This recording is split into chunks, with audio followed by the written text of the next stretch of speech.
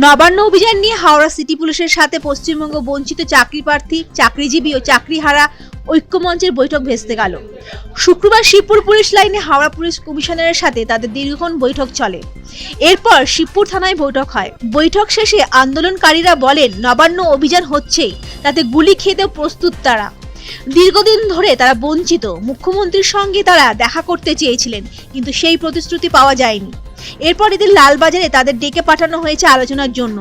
বঞ্চিত চাকরি প্রার্থী, চাকরিজীবী এবং চাকরিহারা মঞ্চ, এই সংখ্যাটা পশ্চিমবাংলায় কত হতে পারে আপনারাই ভেবে নিন। শিক্ষিত সমাজের উপর আরেকবার পুলিশের লাঠি পড়বে, আরেকবার পুলিশের গুলি চলবে, এটাই দেখতে থাকুন।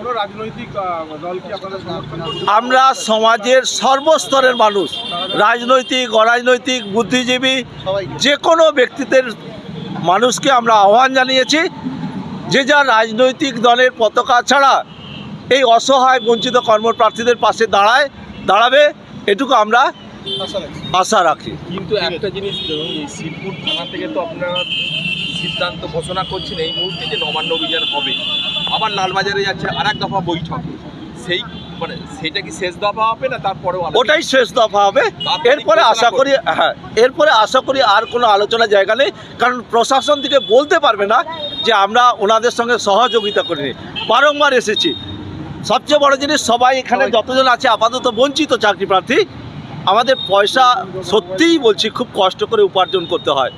এই দীর্ঘ রাস্তা, গ্রাম থেকে আমরা আসছি, অনেকটা পয়সা যেটা মেহনত করে আমাদেরকে উপার্জন করতে হয়। বেকার এই একই বার্তা শোনার জন্য না ডাকতেই পারতেন।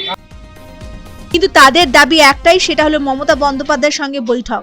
সেই দাবি না মানলে নিজেদের সিদ্ধান্তে অনড় থাকবেন তারা, এমনটাই জানান সংগঠনের অন্যতম সদস্য আশিস খামরুই। শিবপুর থানা থেকে বেরিয়ে তারা এদিন লালবাজারের উদ্দেশ্যে রওনা দেন। আন্দোলনকারীরা বলেন, শিক্ষিত সমাজের উপর আবারও লাঠি পড়বে, আবারও গুলি চলবে। রাজনৈতিক, অরাজনৈতিক, বুদ্ধিজীবী সহ সমাজের সর্বস্তরের মানুষকে দলীয় পতাকা ছাড়া আমরা আহ্বান করছি, বঞ্চিত চাকরি প্রার্থীদের পাশে যাতে সবাই দাঁড়ায়, এটুকুই আমরা আশা রাখছি। লালবাজারে শেষ দফা আলোচনা হবে, তারপর আর আলোচনার জায়গা নেই। আমাদের অনেক টাকা খরচ করে এখানে আসতে হয়েছে, একই কথা শোনবার জন্য বারে বারে না ডাকলেই পারতেন। হাওড়া থেকে সুমন আদকের রিপোর্ট, পুবের কলম।